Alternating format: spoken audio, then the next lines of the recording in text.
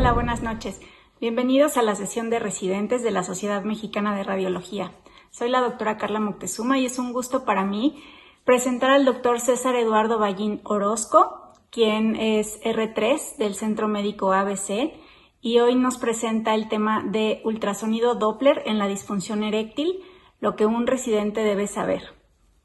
Bienvenido, doctor, y muchísimas gracias por acompañarnos. Espero que este tema sea de utilidad para todos. Gracias. Hola, buenas noches a todos.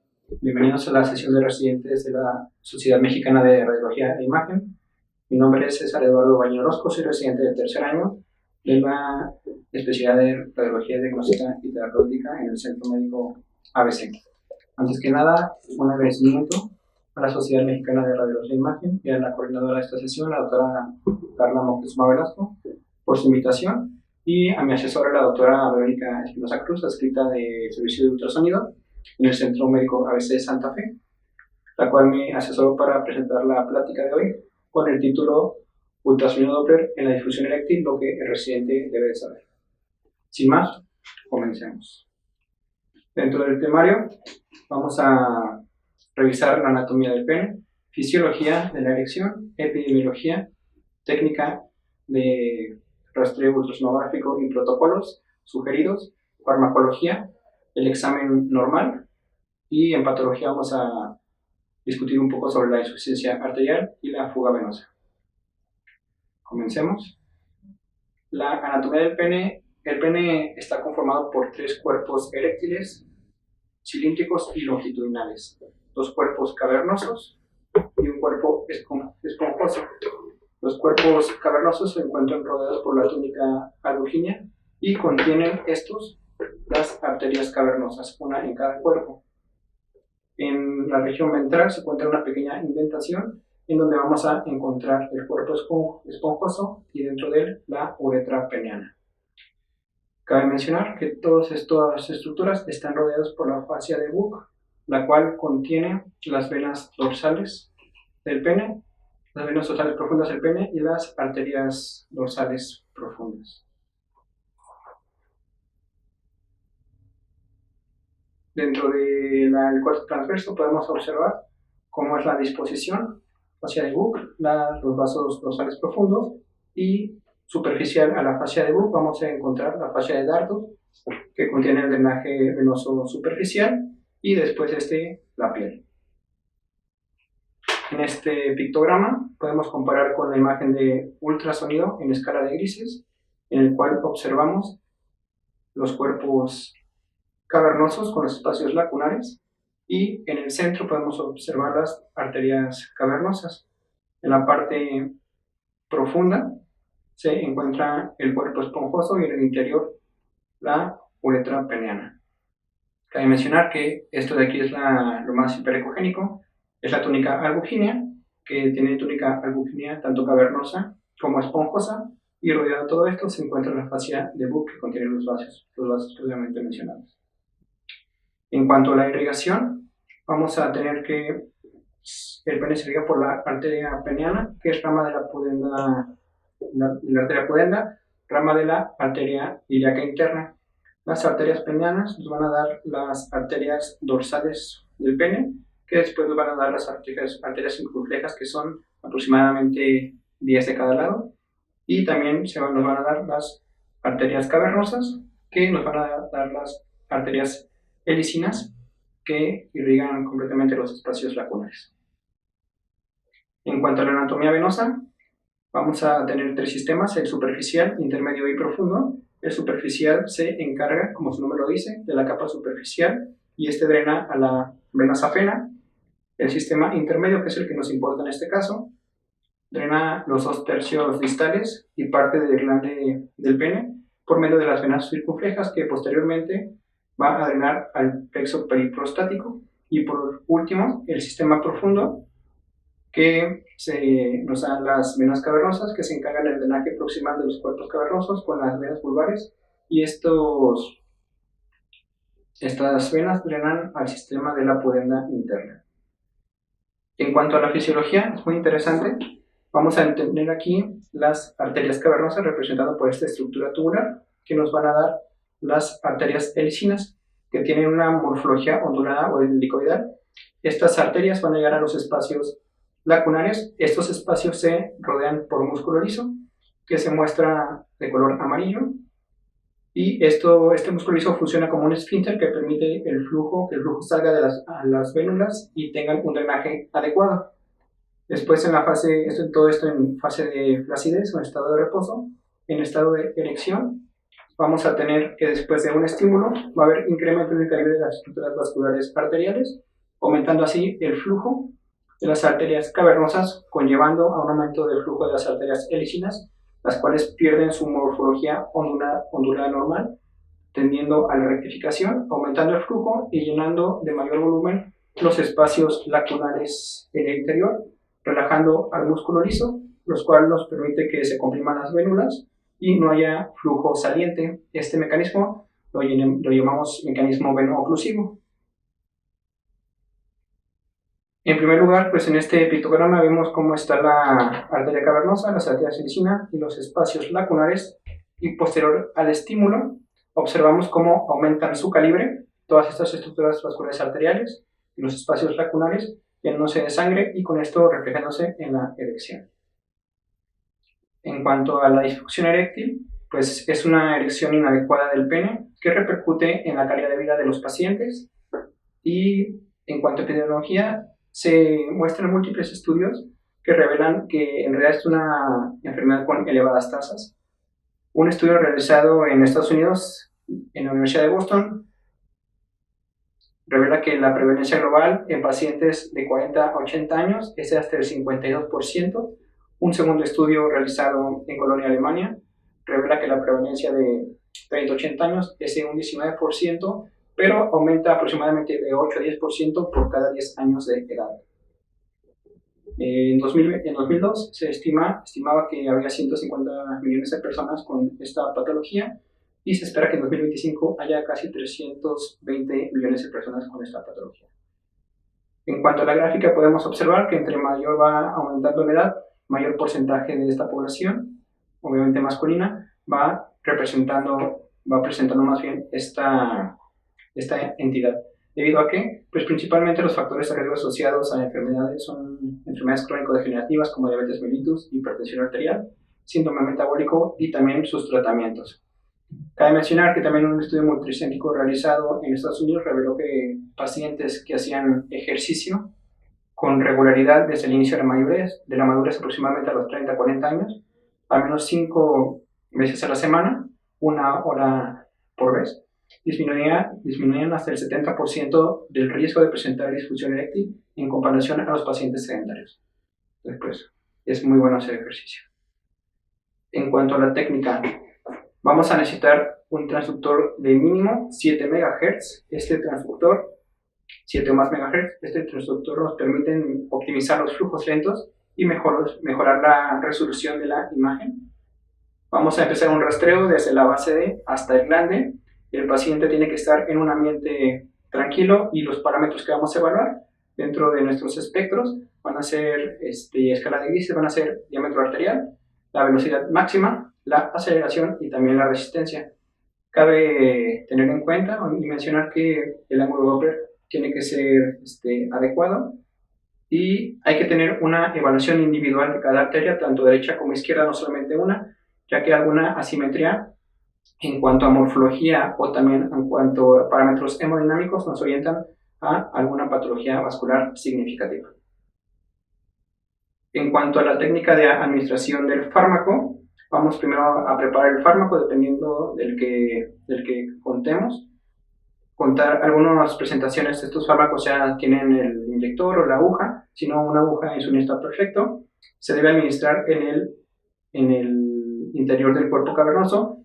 La técnica muestra que en la base del pene, aunque algunos autores mencionan que prefieren la inyección en la parte distal del pene, ya que va disminuyendo el calibre de los vasos sanguíneos y tiene menor riesgo de hematoma.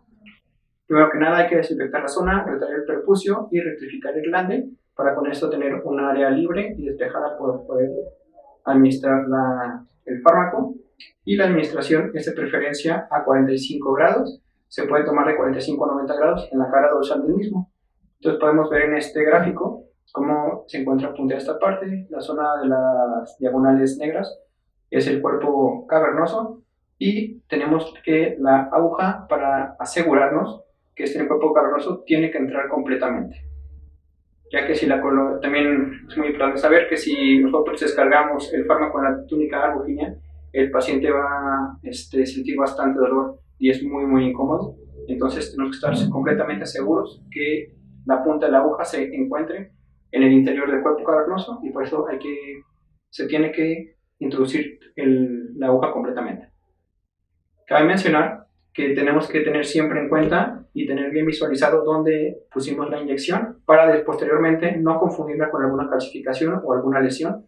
Esta es la imagen completamente normal del fármaco dentro del cuerpo cavernoso, entonces no confundir.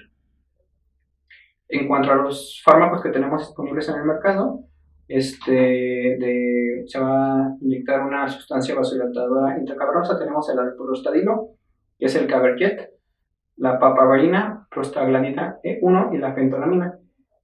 En México se encuentran los fármacos que están subrayados en el mercado, y pues principalmente nosotros usamos en el centro médico el alprostadilo, que es el Caberjet, para la realización de estos estudios, ya que es más fácil contar con él en el stock.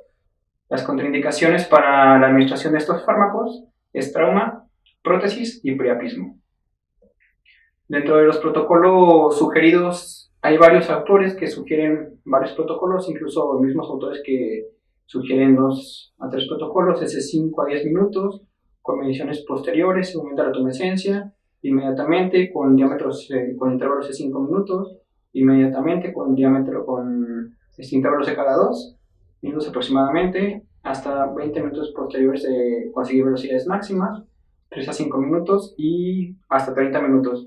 En nuestra experiencia hemos visto que existen cambios desde el primero o segundo minuto, y a partir de ahí hay que comenzar el rastreo y caracterizar las diversas fases. En ocasiones tarda hasta 30 minutos para llegar a una fase de tumescencia, entonces cada paciente reacciona diferente al fármaco y hay que estar adecuadamente monitoreando al paciente. ¿Para qué? Para que no se nos pase ningún detalle. En el examen normal vamos a tener diferentes fases, que va a ser la fase de flacidez o estado de reposo, latencia, cuando ya se administra el fármaco, la tumescencia, rigidez y detumescencia. En los inicios, cuando se empezó a usar el Doppler de pene, se utilizaba la medición de manera continua y se registraban las ondas caracterizando las diferentes fases de la erección, y se hacían este tipo de registros. En el registro con la línea roja es la velocidad sistólica, y el registro con la raya azul es la velocidad diastólica. Entonces, en la fase de reposo, ¿qué vamos a encontrar? Vamos a encontrar en la exploración un estado de flacidez o de reposo. El flujo va a ser monofásico y las velocidades van a ser bajas, de 15 a 20 centímetros sobre segundo. Entonces podemos ver aquí en este espectro cómo la velocidad en reposo no supera los 20 centímetros sobre segundo, y estaríamos en esta parte de la gráfica. En cuanto a la fase latente, es posterior a la administración del fármaco. Hay un incremento abrupto del flujo sanguíneo, sistólico y diastólico, que es la parte que ya empezamos a ver aquí. Es un flujo unidireccional, y la diástole va a ser anterógrada y pronunciada. Aquí vamos a tener como ya hay un incremento por arriba de los 30 centímetros sobre segundo, y también en la sístole y también en la diástole hay un incremento de la velocidad por encima de la línea base. En la fase de tumescencia vamos a encontrar que es el incremento del flujo sanguíneo a los cuerpos cavernosos, aumenta la presión intracavernosa y hay una muesca telesistólica en el espectro con disminución del flujo sanguíneo. Entonces vamos a tener ya en esta parte, vamos a ver cómo hay un aumento en cuanto a la velocidad sistólica, y vemos la muesca telediastólica, aquí más bien telesistólica en esta parte. En cuanto a la fase de meseta, es cuando el pene ya logra una erección completa, la presión intracavernosa es mayor a la presión arterial por el mecanismo veno-oclusivo, y esto que nos va a repercutir con una inversión de la diástole y estrechamiento de la onda sistólica. Entonces podemos ver cómo ya la velocidad aquí se invierte en la diástole, teniendo el pico mayor a la velocidad, hasta 50 centímetros sobre segundo en este caso, y la inversión que nos refleja que un adecuado mecanismo veno-oclusivo. En la fase detumescente vamos a tener una sístole angosta, disminución de las velocidades, retorno a los parámetros hemodinámicos al estado basal. Cabe mencionar que esta fase siempre hay que documentarla, ya que no podemos terminar nuestro examen en la fase de meseta, porque el paciente puede tener riesgo a sufrir o presentar priapismo. Entonces siempre, cuando terminamos nuestro examen, siempre hay que mandar al paciente con esta fase ya completamente sobre la línea base y con flujos menores a 30-40 centímetros sobre segundo. En cuanto al examen normal, algunos autores mencionan que la medición del cuerpo, del diámetro, el diámetro de la arteria cavernosa, aporta datos para emitir un resultado final. Entonces el diámetro normal de la arteria cavernosa es de 3 a 5 milímetros, y los autores mencionan que el incremento de este diámetro puede variar desde el 60 hasta el 75 para que sea algo dentro de la normalidad. En este ultrasonido, pues vemos que en los cuerpos cavernosos la arteria cavernosa derecha medía 3 milímetros, la izquierda 5, y en la fase de erección medía la derecha, mide más bien 9, y la izquierda mide hasta 1,1 centímetros. En el examen normal, este examen es un masculino de 52 años. Vamos a ver que la superior es arteria cavernosa izquierda, la abajo derecha, siempre como ya mencionamos, medir izquierda y derecha para encontrar alguna simetría, buscar alguna simetría y esto que nos oriente hacia un diagnóstico. La arteria cavernosa derecha izquierda con velocidades aproximadamente en reposo de hasta 11 a 14 centímetros sobre segundo. La respuesta del vasoactivo empezó la fase latente después de los 5 minutos, evaluando ambas arterias con velocidades por arriba de los 20 centímetros sobre segundo.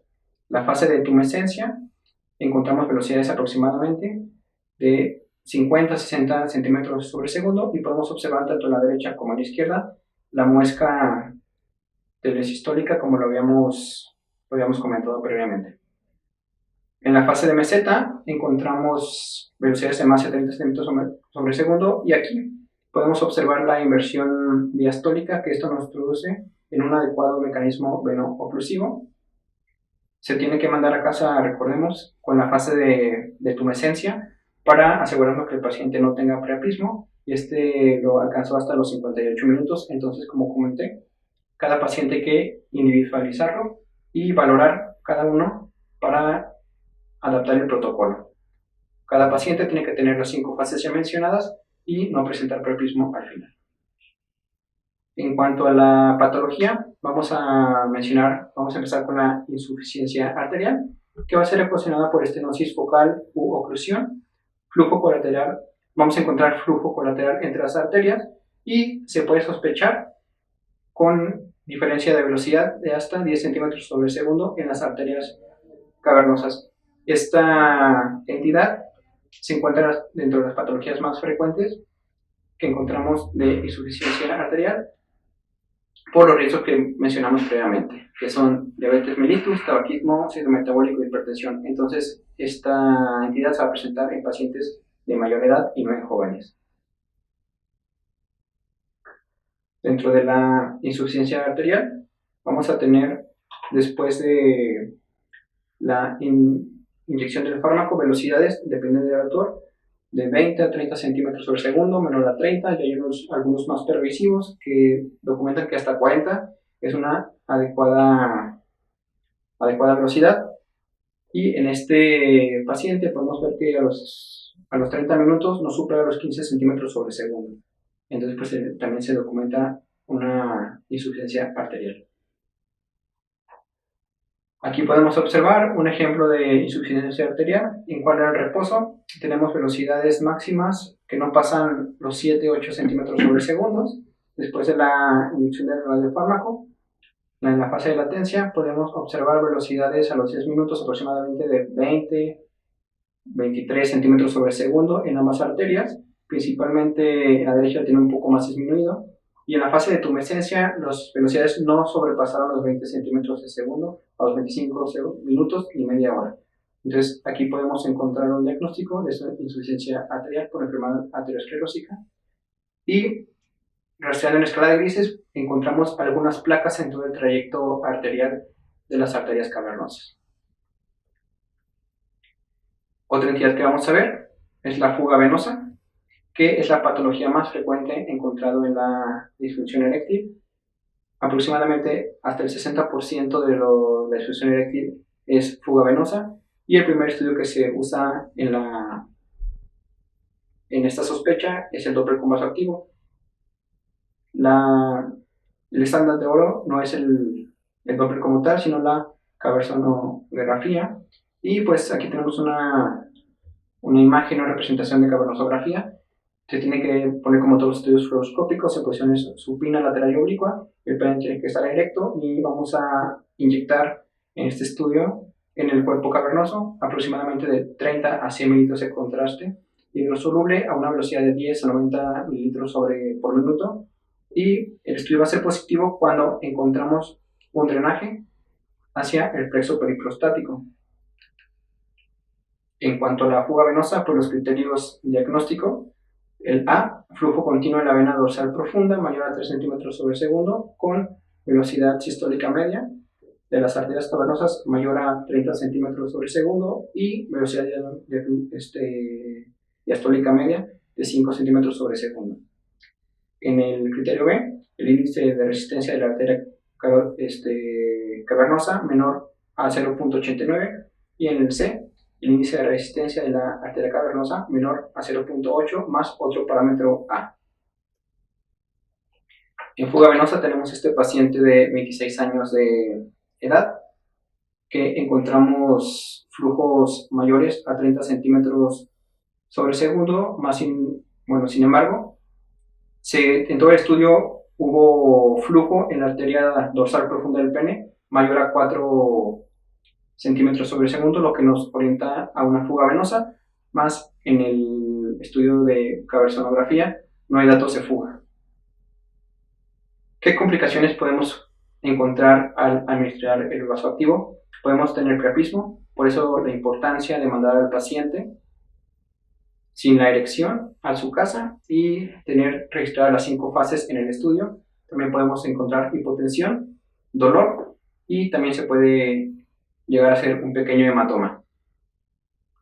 En resumen de nuestros parámetros que vamos a utilizar para el diagnóstico, la velocidad picosistólica media de la arteria cavernosa va a ser normal mayor a 35 centímetros sobre segundo. La zona gris va a ser de 25 a 35 y anormal completamente menor a 25 centímetros sobre segundo. La velocidad diastólica final de la arteria cavernosa va a ser normal, menor a 3 a 5 centímetros sobre segundo, mayor a 5 centímetros sobre segundo nos va a sugerir una fuga venosa, y un flujo diastólico reverso nos orienta o nos traduce en una suficiencia veno-oclusiva que funciona adecuadamente el sistema de oclusión venosa. La vena dorsal profunda va a tener una velocidad normal menor a 3 centímetros sobre segundo, va a ser zona gris o moderado de 10 a 20 centímetros sobre segundo, y hay un incremento en la velocidad cuando es mayor a 20 centímetros sobre segundo. La distensibilidad arterial, recordando el calibre de las arterias, tenemos que medirlas tanto en flacidez o en reposo, tanto en erección, y comparar los diámetros, sacar el porcentaje.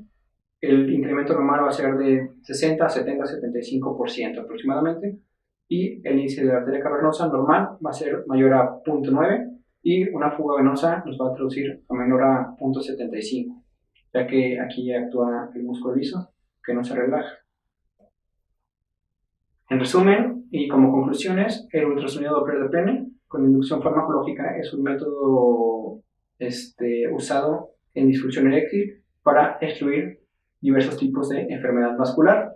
En manos expertas es un método seguro, con tasa muy baja de complicaciones, y una gran ventaja es que no utiliza radiación. También Es dinámico y se adapta a cada paciente. Como decimos, se tiene que individualizar este estudio. ¿Para qué? Para tener un diagnóstico de cada paciente y permite evaluar los cambios hemodinámicos continuamente. Muy bien, esta es mi literatura consultada y por mi parte sería todo. Muchas gracias.